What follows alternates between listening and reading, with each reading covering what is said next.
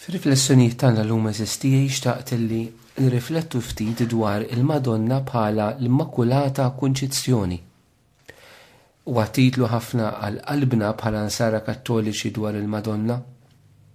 Ħanidu hekk huwa għarfien dwar Marija illi l-Knisja bil-mod ħafna waslet għalih, serva ħafna diskussjonijiet bejn diversi qaddisin u teoloġi, sakemm il-Knisja fl-aħħar waslet anke li b'mod definittiv tatna d-domma tal-Immakulata Kunċizzjoni. Xi tfisser esistijej li Marija hija l-Immakulata Kunċizzjoni li meħlusa mid-dnub oriġinali. It-teoloġi biex waslu biex fehmu u biex artikolaw biex esprimu din il-verità dwar Marija ma kienitx mixja faċli.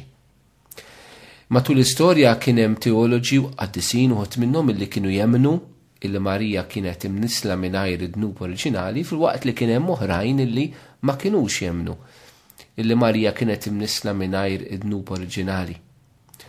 Id-diffikultà teoloġika kienet illi jekk Ġesu huwa s-Salvatur tal-bnedmin kollha, kif jista' jkun li jkun hemm persuna waħda illi Ġesu mhuwiex is-Salvatur tagħha? L-uniku wieħed li huwa bla dnub huwa Kristu. Dak l-argument u allura kienet xi ħaġa li l-Knisja damet tirrifletti fuqha kif ħadd tifhem dan il-misteru f'Marija.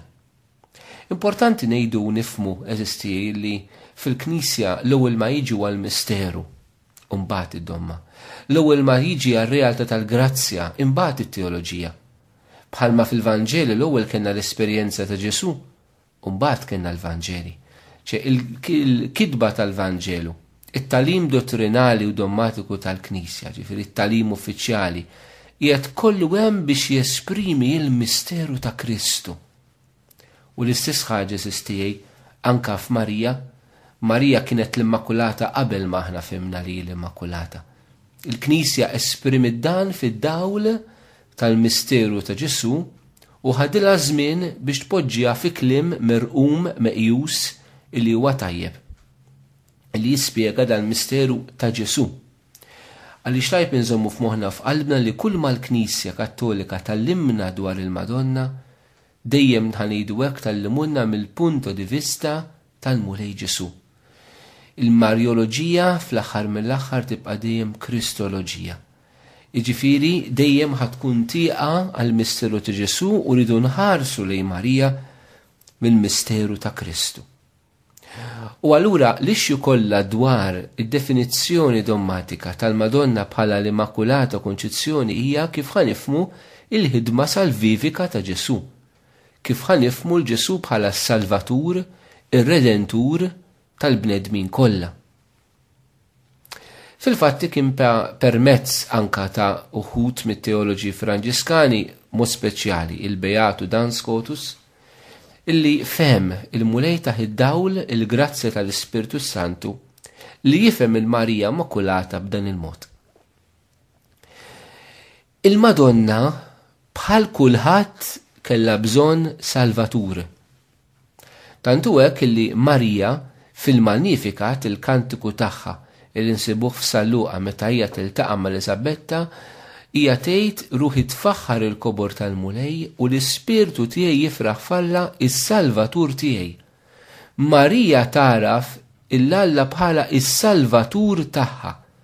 Mela, min jipprova jgħidu jaħseb illi l-Madonna ma kellix bżonn salvazzjoni ikun żbaljat. Marija wkoll kellha bżonn li tkun salvata. U neċessarjament Marija kellha tkun salvata biss permezz ta' bina Ġesu, għax huwa hu l-uniku Salvatur u feddej tal-bniedem, il-bnedmin kollha, inkluż Marija. Dan il-qaddis Franġiskan fehem dil ħaġa li fil-fatt huwa t-tagħlim uffiċjali tal-Knisja llum fejn tidħol id-definizzjoni dwar il-Madonna bħala l-Immakulata. Fil-waqt illi lill-bnedmin kollha il-missier jagħtihom is-salvazzjoni billi japplika l-merti tal-passjoni ta' Ġesu wara li Ġesu bata, lill-Madonna japplikala, jagħtiha dil-grazzja tas-salvazzjoni in virtù tal-passjoni, l-mowt u l-qawmin ta' Ġesu. Imma qabel daw ma seħħew. Xiġifieri, ħan nispjegaw ftit b'mod ieħor b'lingwaġġ iktar sempliċi li forsi nistgħu nifhmuh. Inti jista' jkollok, immaġinak inti omm. U għandek il-uliedek, għandek 5 ulied. 4 minnhom tħallihom jaqgħu jiżbaljaw, jaħarqu jdejhom mal-forn, ħajjeħdu talima, u mbagħad iddowwihom wara. U waħda minnhom tagħżel illi ma tħallihiex tmiss man-nar. Iż-żomma tipprevenija milli tmiss man-nar. Bi grazzja partikolari li int bħalhom ġenitur tixtieq tagħtiha, bħala missier tixtieq tagħti. Però fiż-żewġ każijiet, kemm f'dawk il-ulied illi leħqu poġġew idejhom fin-nar u wara dewwejtilhom. U kemm f'dak il-każ li żammejt it-tifel it-tifla milli jpoġġu idejhom fin-nar, iż-żewġ każijiet kellhom bżonnok. U l-istess Marija. Marija dik l-unika waħda li l-missier maħlija qatt tittebba bid-dnub oriġinali imma kellha bżonnu. Kellha bżonn l-Alla biex tkun hekk. Fil-waqt li aħna ħallina l-kol nidimbu kif jgħid San Pawl fir-Rumani biex jagħmel ħniena ma' kulħadd. Ħanarfu aktar din l-imħabba kbira ta' Alla li mhux biss ħalaqna imma jrid ikun is-Salvatur tagħna. Allura eżistijej nifhmu hekk hemm miżbuħija din is-salvazzjoni lil mulejja tina. Mela meta qed nitkellmu minn Marija Immakulata qed nitkellmu minn Kristu mislub u mill-qawwa tiegħu illi jifdi isalva l-bniedem. U biex ngħid hekk fil-Madonna għandna l-ewwel persuna illi fiha tidher il-milja kollha ta' din is-salvazzjoni. Jekk konna neħtlu ftit fil-qalb ta' Marija, xi jfisser li kienet immakulata? Biex tifhmuni mod sempliċi, ifisser dan, idħol ftit f'qalbek. Fil-qalb tagħna bħala bnedmin x'insibu maħbubin tiegħi. Insibu r-reba, il-kilba l-poter, il-kilba l-flus, diżordni fir-relazzjonijiet sesswali, lejra, iż-żina, il-faħx, is-supervja, il-vanità, il-vanaglorja, il-gula, is-supervja. Insibu daw l-affarijiet negattivi li huma kollha l-effett tad-dnub oriġinali fina. Marija ma kellha xejn minn dan kollu f'qalba. Allura tista' timmaġinaw kemm sabiħa. Tista' timmaġinaw il-libertà li Marija kellha fil-qalb tagħha. Id-disponibilità totali biex tkun tista' tagħmel ir-rida tagħha. Ovvjament invirtu tar-rwol daqshekk importanti u uniku li Marija kellha tokkuba fl-istorja tas-salvazzjoni. Però biex tifhmu ftit il-qalb ta' Marija kienet ħilsa minn daw it-taqbidiet kollha minn dan il-pis li aħna nġorru fid-dnub fil-qalb ta' kull wieħed u waħda minna. Marija kienet libera biex tħobb u kienet libera għax tħobb. Marija kienet libera għax kienet l-imħabba. Aħna l-Kattoliċi eżisti nħarsu lejn din il-kundizzjoni. Marija ħanejdu hekk salvata. Marija tgħix ta' mara salvata. Inħarsu lejha xi drabi mill-aspett negattiv, immakulata konċezzjoni, imnisla mingħajr dnub. Meta Gabriel der lil Madonna, jurija din il-verità però ma jużax dan il-kliem. Jgħidilha mill-aspett pożittiv li ħuna l-Ortodossi fil-fatti jaqbdu iktar ma' din il-frażi meta Gabriel jgħidilha mimlija bil-grazzja. Nistgħu ngħidu illi mingħajr dnub u mimlija bil-grazzja ifissru l-istess ħaġa.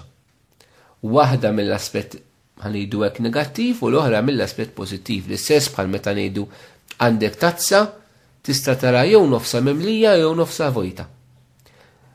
Il-fatt li Marija hija mingħajr dnub x'ifisser? Ifisser li mimlija bil-grazzja.